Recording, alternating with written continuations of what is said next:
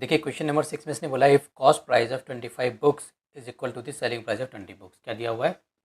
CP of 25 books equals to SP of 20 books.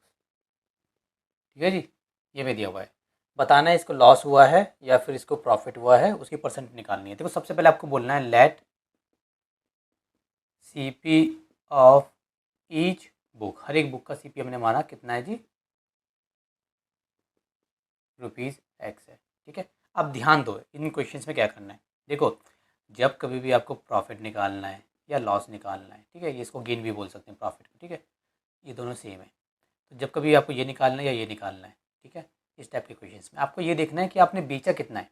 आपने 20 किताबें बेची ना, तो 20 किताबों का सीपी आपको चाहिए होगा। 20 किताबें आपने बेची तो वो 20 किताबें आपको कितने की पड़ी। जब आपको ये पता चलेगा तब आपको पता चलेगा कि आपको प्रॉफिट हुआ या लॉस हुआ। ठीक है, तो हम क्या बोलेंगे, सीपी ऑफ ईच बुक कितना है? Rupees x. तो सीपी ऑफ 20 बुक्स कितना होगा? Rupees 20 X. ठीक है, और एस पी ऑफ 20 बुक्स कितना होगा? एस पी ऑफ 20 बुक्स देखो, एस पी ऑफ 20 बुक्स किसके बराबर है? C P of 25 books. तो एस पी ऑफ 20 बुक्स कितना है? किसके बराबर है? सी पी ऑफ 25 बुक्स के बराबर है। ठीक है ना, और सी पी ऑफ 25 बुक्स का कितना होगा? ये होगा 25 एक्स। कैसे देखो, एक बुक एक्स की है तो 20 बुक्स कितनी हो गई? 20 multiply x equals to 20 x. 25 books कितने की हो गई? 25 multiply x equals to 25 x. Simple है, सिंपल कैलकुलेशन। ठीक है, तो इस तरीके से आपको लिखना है। सी पी ऑफ 25 बुक्स किसके बराबर था? S P of 20 books. तो ये थोड़ा इस घुमा के में दिया हुआ है, दिमाग लगाओ आप। 20 किताबें आपने बेची हैं, तो वो 20 किताबें आपको भाई कितने की पड़ी? जब तक आपको वो नहीं पता चलेगा, आपको कैसे पता चलेगा कि प्रॉफिट हुआ या लॉस हुआ? तो वो पता करना बहुत ज़रूरी है। तो let C P of each book, हर एक किताब का जो कॉस्ट प्राइस है वो एक्स है। तो 20 का कितना हो गया? 20 एक्स। एस पी कितना हो गया? 20 बुक्स का, वो था सी पी ऑफ 25 बुक्स, तो कितना हो गया? 25 एक्स। ठीक है, अच्छा रुपीज़ लगा दो इनके आगे। ठीक है जी, अब देखिए एस पी इतना है 20 बुक्स का, सी पी इतना है 20 बुक्स का। तो सी पी ज़्यादा है, एस पी ज़्यादा है?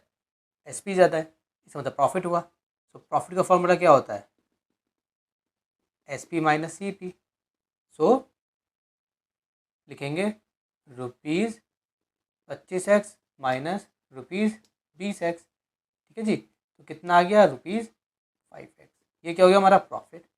अगर प्रॉफिट हुआ है तो प्रॉफिट की परसेंटेज निकलेगी बस।